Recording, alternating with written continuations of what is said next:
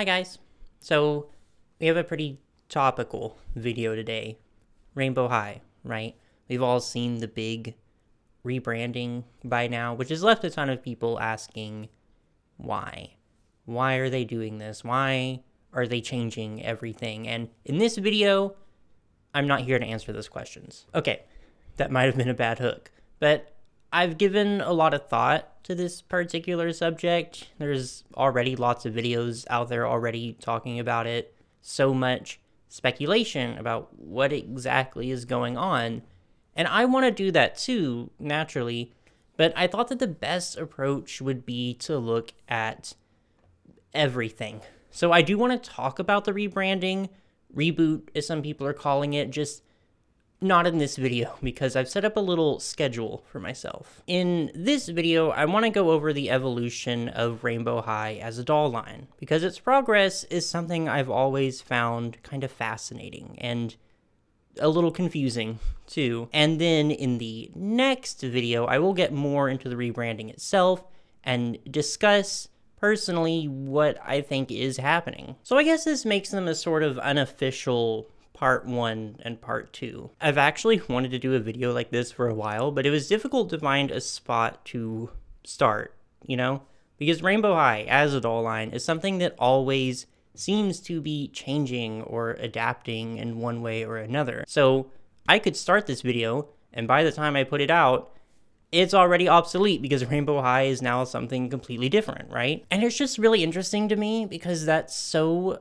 unusual for the development of a fashion doll line. I've just never seen a doll line fluctuate the way Rainbow High has, if that makes any sense, and make such rapid improvements and changes at the scale that it did. So that's why I think it's important to look at the line's history as a whole before delving into the rebranding, because there's just so much context and so much background here. And even without taking the newest releases into account, it's still just fun to look at. So we're gonna do that starting at the very beginning. Let's get into it. Rainbow High was first released in 2020, but we actually have to go a little further back in time before we get there. So 2018 to 2019 was a weird time for dolls, for toys in general, really. For MGA, the creators of Rainbow High, if you weren't already aware, their most popular products were blind bag toys, specifically LOL Surprise and a whole slew of slime-themed toys that it kind of came and went. I don't want to spend too long on these, but they are relevant to Rainbow High's creation. Two lines in specific, Rainbow Surprise and Fantasy Friends. You can kind of start to see the beginnings of Rainbow High start to take root. And with the introduction of LOL OMG, the market was becoming a lot more friendly towards fashion dolls. There was money to be made, and MGA was on it. Now, I do want to say that for the purposes of this video, I'm going to be focusing specifically on the dolls and the ones that were released and put on shelves. I don't want to put any emphasis on the designers or the behind the scenes stuff because frankly, I wasn't there. Speculation is being saved for the next video.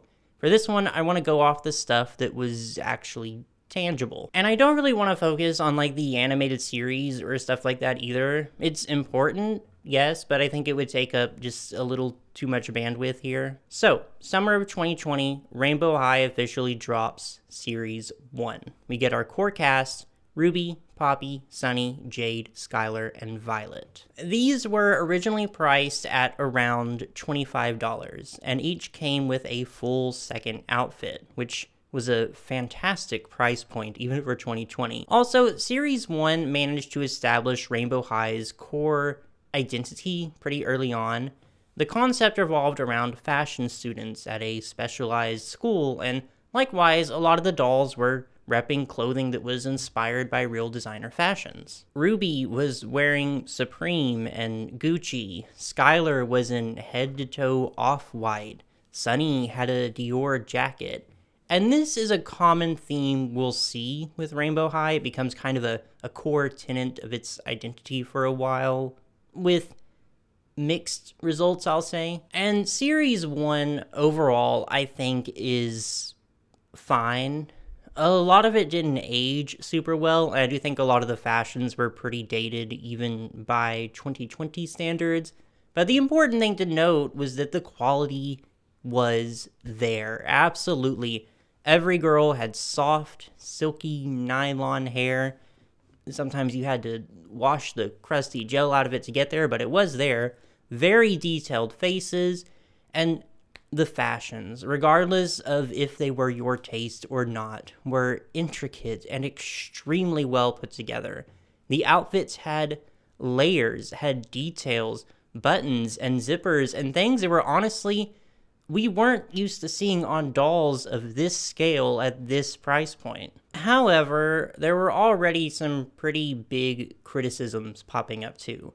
From the get-go, people took notice that the diversity of Rainbow High wasn't looking too good. Very little representation of darker complexions, absolutely no representation of textured hair or protective hairstyles, and this just kind of seemed especially egregious coming from MGA, who I'll say that their history with diversity isn't perfect, but they did seem genuinely committed to creating diverse doll lines. If you look at Bratz and especially LOL OMG. LOL OMG debuted with a line that was entirely dolls of color, so to come out with Rainbow High right after that, I guess it just seemed like a step back in a few ways. But nowhere to go but up, right? And with Series 1, there were two releases that were a little more gimmicky. First was Amaya Rain, who had super long white hair that you could color and decorate with the included dye.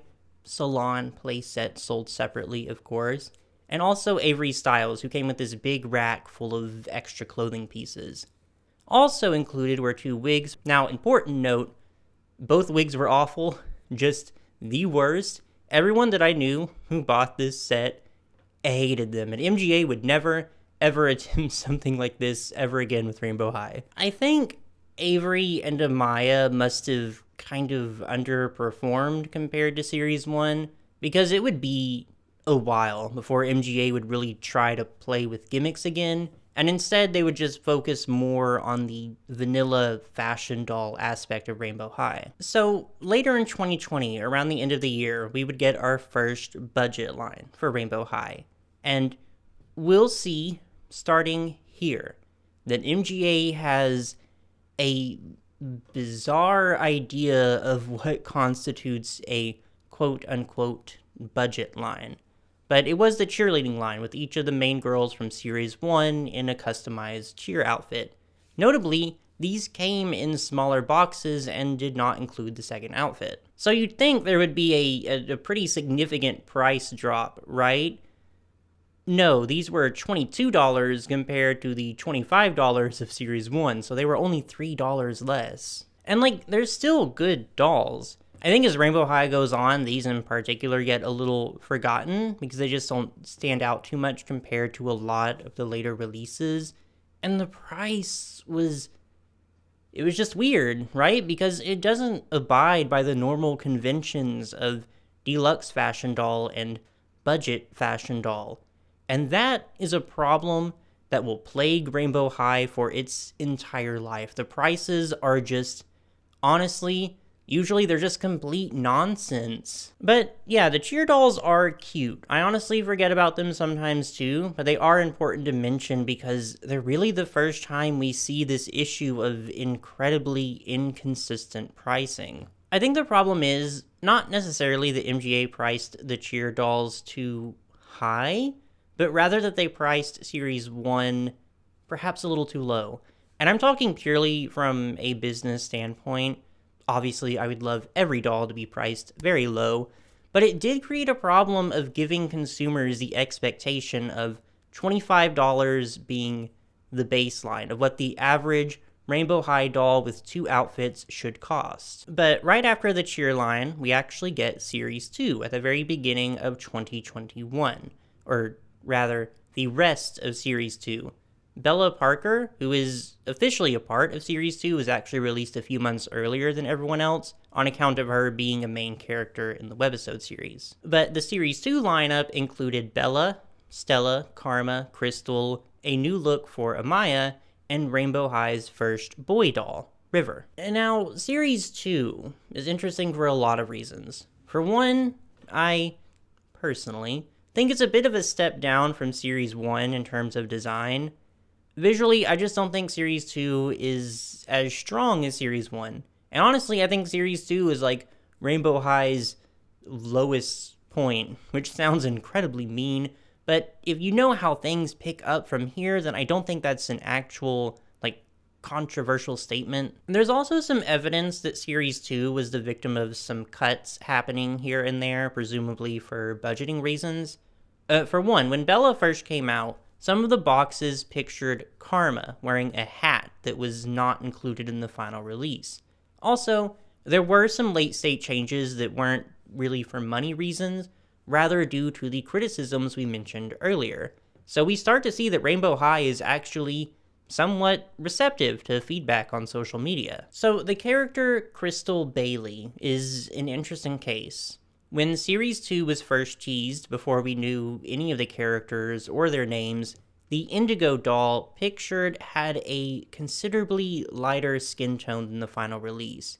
Also in January of 2021, the first of Rainbow High's special releases.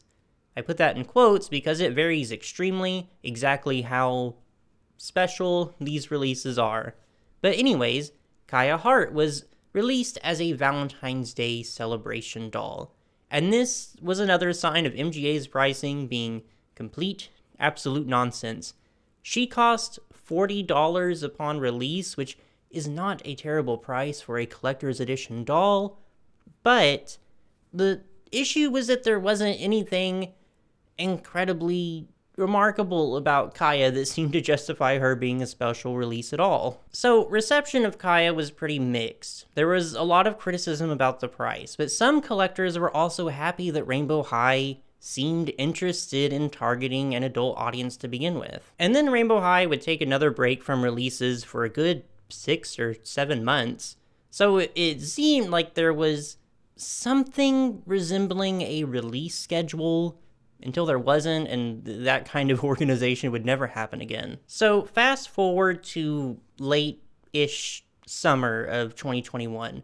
We actually get 2 more special releases. First was a twins 2-pack, Holly and Laurel Devious. Now, these girls are very significant because they introduced the first new head mold to the line.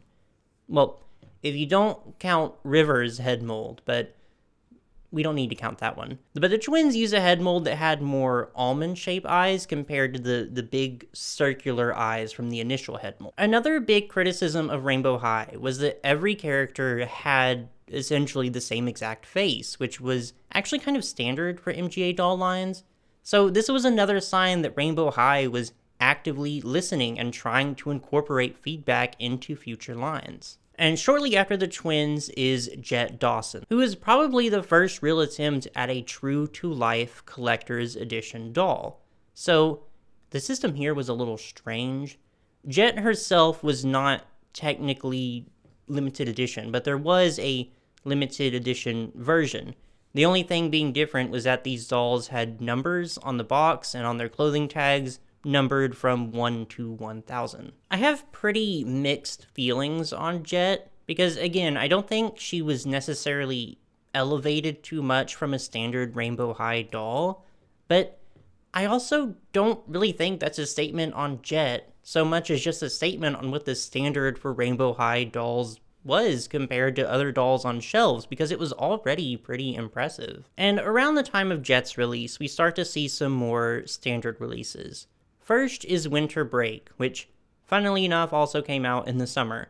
So this was another line featuring all the core characters, this time in winter clothes. So these were priced at $36. So again, we were all like, where exactly is the extra $10 coming in? Is it the snowboards? Are they the extra $10? And it's only going to get worse from here. But otherwise, I like this one. It's another that definitely gets kind of forgotten, but Winter Break Poppy is actually still one of my all-time favorite Rainbow High dolls. Not my absolute favorite, but definitely top 10. I also think the craftsmanship on the winter gear was like immaculate. It's kind of hard to put into words, but aside from being extremely detailed, the jackets and the jumpsuits were made from like the same materials that would be used on human-sized winter gear. So moving to around October, we get 3 big releases all basically in the same month. First, Series 3. And I recall the release of these being so hype, and looking at them, it's easy to see why. I remember having kind of mixed feelings overall on Series 3, but you still can't deny that they are a massive improvement in every way over Series 1 and 2. The Series 3 lineup was Daria, Georgia, Daphne, Gabriella, Emmy, and Cheryl. I know I said I wasn't going to talk about the webisodes, but this is important to mention. Cheryl is a character that was previously seen in the background of the webisodes. She was just this unnamed incidental character. But because she was pretty clearly a reference to Cher from Clueless, she became this sort of fan favorite, and MGA decided to update her into a full-fledged character. And at the time, I guess it was just cool to see this back and forth between the fans and the company. It's a pretty unusual thing for doll lines to even acknowledge their older fan base, much less care about what they have to say, much less actually wanting to appeal to them. So, if it wasn't considered one already, Rainbow High started to garner attention as a sort of, I don't know what the term would be because I don't want to say luxury, but definitely a doll line that was more elevated from your standard Playline doll brand. And the fact that it has this direct line of communication for adult collectors really added to that too. However, this was not entirely to Rainbow High's benefit, or maybe it was, depending on how you look at it. But basically, due to this reputation, both MGA and retailers realized they could start to price Rainbow High dolls even higher. Enter the Rockstars line, exclusive to Target, and the Slumber Party line, exclusive to Walmart. They had that special edition marker on the box, but for all purposes were just a regular themed line. And yet, they cost $50 each, that's ridiculous, right? These are some of the most expensive dolls to date, and for what? Like, they're good dolls. Robin and Brianna from the Slumber Party line are also some of my favorite Rainbow High dolls ever. The Rockstars line gave us Vanessa, who's gorgeous and was the first Rainbow High doll to have a protective hairstyle. It did also give us Lyric, though, who is, like, bar none, my least favorite doll. I think she is so incredibly hideous. I'm sorry. But yeah, the pricing was already so inconsistent, and now it's just gotten absolutely absurd, and it's kind of gonna stay that way. It's not gonna get much better. That's a promise. Anyways, now we get to move on to 2022, which is a huge year for Rainbow High. 3 different spin-off lines, several collector releases, etc., etc., starting right off the bat in January with the release of Pacific Coast, one of the aforementioned spin-off lines. So in Rainbow High lore, if you will, Pacific Coast High functions as a sister school to Rainbow High. So this lineup would feature students of Pacific Coast, along with Bella from Rainbow High. If you're wondering why Bella is there, it's a long story, and the answer isn't even that interesting. It has to do with the webisode canon. She essentially just won a trip to attend the school for a little while. So, fun fact about Pacific Coast High, all the students attend class in their swimsuits, apparently. That's not even a joke. But it essentially being a beach line, you would think that it would function as a sort of budget line, right? Absolutely not. That would make too much sense. The Pacific Coast dolls retailed at $32, so more expensive than the signature dolls.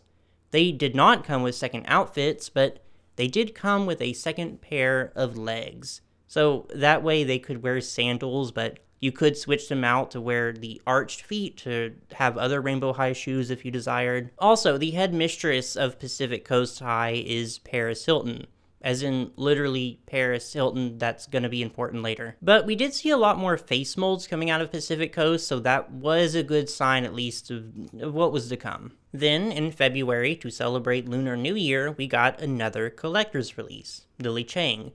She had a similar system to Jet, where some units were numbered and limited edition and others were not, but otherwise there wasn't any real difference between the two.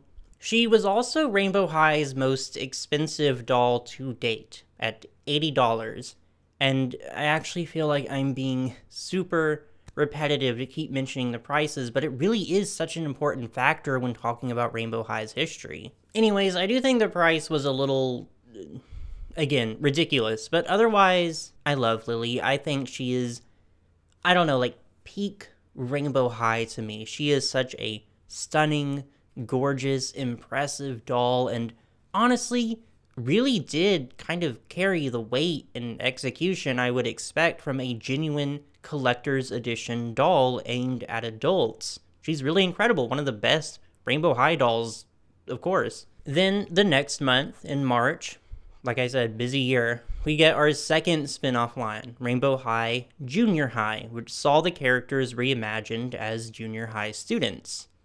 These, I've never liked. First off, the face molds they gave them, they look so incredibly uncanny to me, and I just see them and I'm like, okay, these are resources that could have gone towards something else in the main Rainbow High line. I just find them so unnecessary. That said, they do have fans, and that's perfectly fine.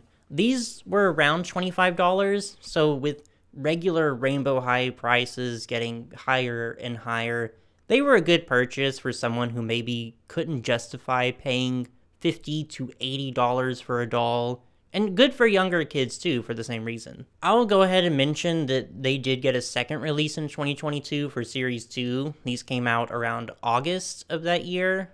There's not really a whole lot to say about these in the grand scheme of things, but they definitely exist. They absolutely are objects you can buy and such. So now we're in April, and we see the debut of yet another spin-off. This one, however, was so much bigger than the other two. MGA made a whole spectacle out of it. There was a pretty big online event for the launch with influencers getting sent PR to preview the dolls before they came out and everything. Anyways, enter Shadow High, Rainbow High's rival school, where Rainbow High was all about, you know, the colors of the rainbow and all. Shadow High was dark. It was grayscale. It was monochrome. At least it was for this line. As you'll see, they'll drop that pretty quickly. But one thing that will always separate Shadow High from Rainbow High is that Shadow High features fantasy skin tones. There really is no in-universe explanation for this at all. You kind of just have to accept it. There's a lot of speculation as to why exactly Shadow High was introduced into the lineup. Some people think it was to compete specifically with Monster High's comeback, and that's entirely possible. But I also think MGA was seeing Rainbow High grow at the pace that it was, gain this massive audience it had, and it just wanted to expand it as far as it could possibly go, cover all the niches in the doll aisle it possibly could. And like, why not, right? It's incredibly successful, but you do have to wonder if they were perhaps spreading themselves a little thin. And not with Shadow High specifically, but just everything. The massive amount of stuff and additional releases they're putting out, it's hard enough to keep up with as a collector, never mind an ordinary consumer. And not to mention how expensive it's all gotten too. And it's not that MGA was pumping out like low effort, low quality products, because they weren't. The dolls were great. Some of the Shadow High dolls are also some of my favorites, Chanel especially. Also, the Twins 2-pack that came out a little later for Shadow High, immaculate dolls, but they were just overwhelming amount of everything, and it really didn't let up either. In May, we get Rainbow High Series 4, with Mila, Mina, Delilah, Jewel, Coco, and Lila. And yet again, I think Series 4 was just another big improvement on everything we were already getting. The quality was fantastic, the designs were interesting, and the diversity is also massively improved as well. The range of skin tones and face molds compared to Series 1, it's such a big evolution from where we started, right? And we barely got time to breathe from Series 4 because we would get another big release right after in summer of 2022. Rainbow High had this big, I don't know if I can call it a crossover necessarily because they're all technically the same doll line, but Rainbow Vision. The setup was this big music competition between all the schools, so we got lines to represent that. Rainbow High had the Rainbow Divas. Shadow High had Neon Shadow, and then a third school called Soul Select had a K-pop girl group called the Royal Three. And these dolls, all the Rainbow Vision ones, were $40. So again, pretty steep, right? But MGA, I think, really hit the sweet spot when it came to marketing. Because a lot like the Shadow High launch, this was an event. They released a full album for it and everything, and I'm not ashamed at all to say that a good portion of the songs, they go pretty hard.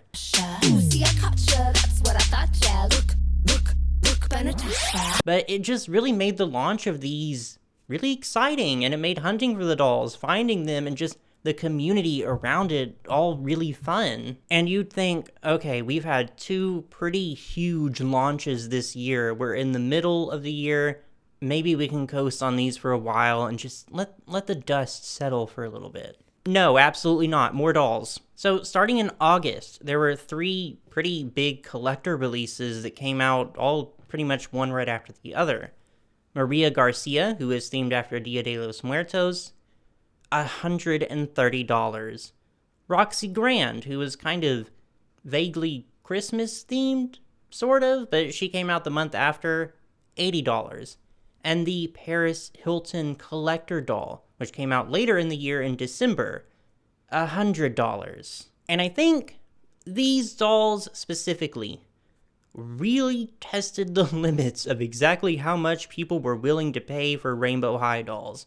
Because as far as I can tell, none of them sold exceptionally well and actually faced quite a lot of criticism from adult collectors. Roxy in particular, I think, was really egregious. She doesn't even have a second outfit or anything and just wears a dress that isn't even as impressive as some of the dolls that were released for $40 just a few months earlier. So on MGA's part, it really came off as just a massive misunderstanding of exactly what adult collectors were looking for. And we're still not done. Also around fall 2022, a costume ball line. This was another sort of crossover line, so it featured both Rainbow High and Shadow High characters. These were $35, and like the Pacific Coast dolls, didn't include a second outfit, and actually included far less than what we expect from a standard Rainbow High release. They just had the one outfit and really not any accessories. The fact that they came in these big boxes, a size that was usually reserved for, more deluxe releases, kind of made people speculate that maybe they were meant to come with more stuff, but MGA had to make some last-minute cuts. Evidence that Rainbow High's current state perhaps wasn't the most sustainable after all. Perhaps, but who can really say? But here is kind of the hard cutoff line where Rainbow High starts to slow down a little on its releases, and we start to see some certain changes. So, starting at the very beginning of 2023, we get Shadow High Series 2. So, already in their second signature release, Shadow High has dropped the pretext of being, shadow-y. There are still characters who are themed after dark colors, but now they're really just as colorful as Rainbow High. Maybe even more so, given their skin tones. This is also the first signature line to not include a second outfit. And the reception to this change was pretty mixed. Obviously, people are going to be mad if you start selling what is effectively less product for basically the same price as all the previous ones were.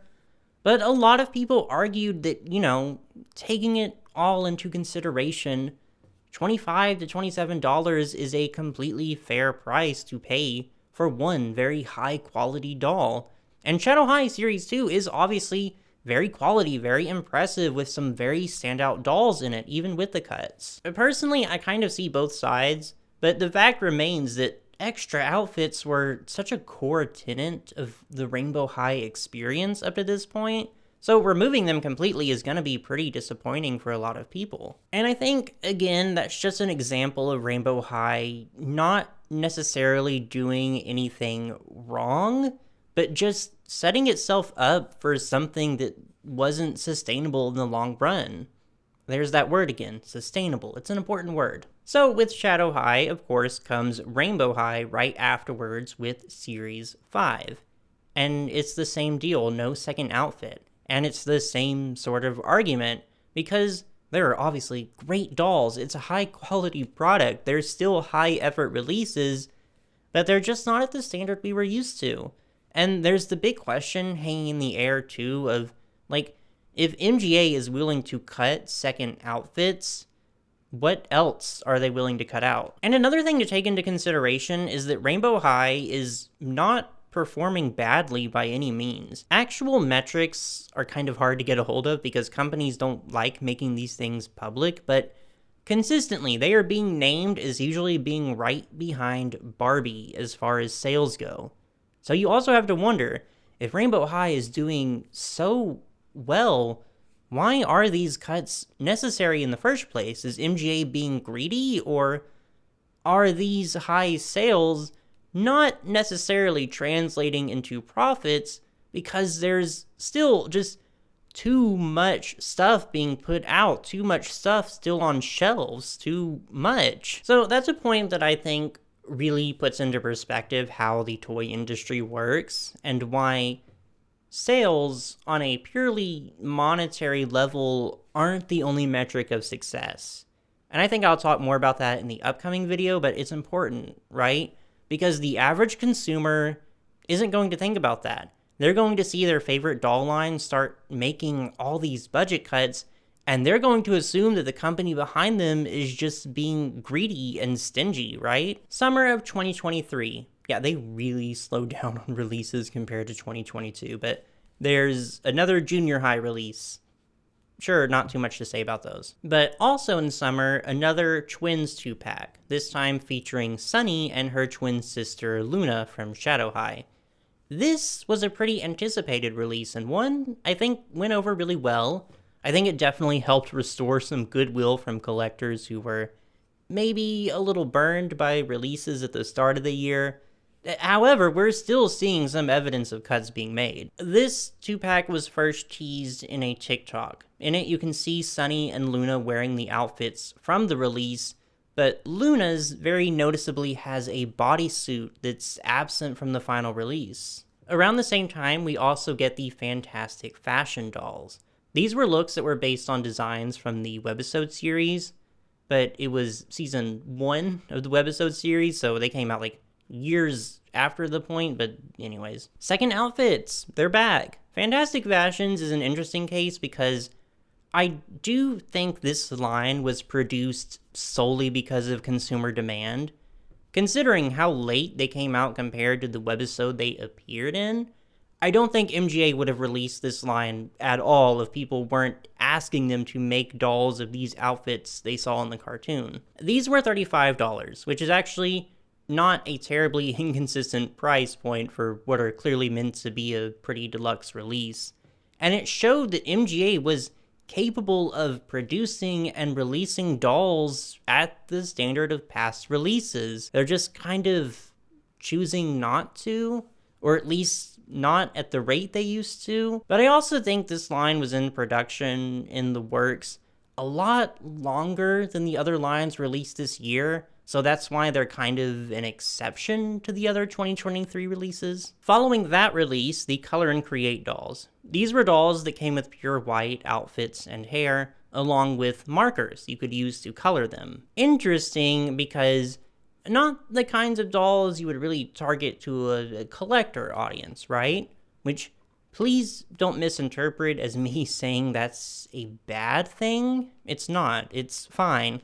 But you'll recall that Rainbow High tried this sort of gimmicky thing with its first batch of releases and then very quickly stopped doing that. So it's just interesting that they decided suddenly to test the waters again with this sort of product. And I think it also makes the upcoming rebranding a little less surprising when you think about it, because they were already trying to target a younger audience at this point. Then in August, we get right into Shadow High Series 3. There's really not a lot of auxiliary releases at all. Also, Pacific Coast died, they're gone, they never show up again. Shadow High Series 3 is really more of what Series 2 already set up, but in a word, worse? I think that at this point it's pretty clear that Rainbow High is under new direction in some sense of the phrase. Also, more evidence that they want to feel more targeted towards children. The names of the characters, which I haven't really mentioned too much so far because they're not too important for the purpose of this video, except in this case. Scarlet Rose, Rosie Redwood, Pinky James, and Rainbow High names have never been exceptionally creative to begin with, but these are just so unimaginative that you have to believe that either the employee who came up with them was so utterly uninterested in the job, or they were just trying to make the names and the colors they correspond to as simple and as easy to understand as possible. It gets worse, too. So, there's no real Rainbow High Series 6. There's instead a line called New Friends, which only has 3 dolls in it. Lilac Lane, Blue Brooks, and Pinkley Page. Pinkley.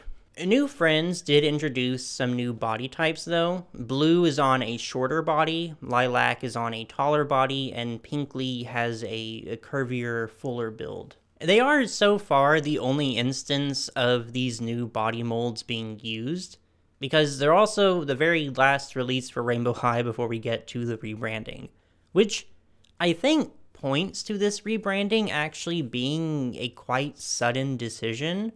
I know I said earlier that Rainbow High was already starting to target younger children, but I don't think they intended to have such a dramatic switch up, because producing new body molds for dolls is one of the most expensive things you can do as a toy company. It takes a lot of time, a lot of tooling, a lot of experimentation. It takes a lot of time and money, and I don't think MGA would have introduced new body types like this if they were going to just completely overhaul the entire brand right afterwards. There's still a chance we'll see the new body types in the future, and I think we probably will, but even so. Anyways, that's all of 2023, so now we get to present day, present time. Rainbow High's big rebranding. And yeah, I'm going to save the majority of my thoughts for the next video, but I will say the point I just made about how this decision must have been pretty sudden stands pretty well looking at these dolls. There's just a lot of evidence that this release was really rushed, in my opinion. First off, a lot of the designs, Sunny's and Ruby's particularly, are reused.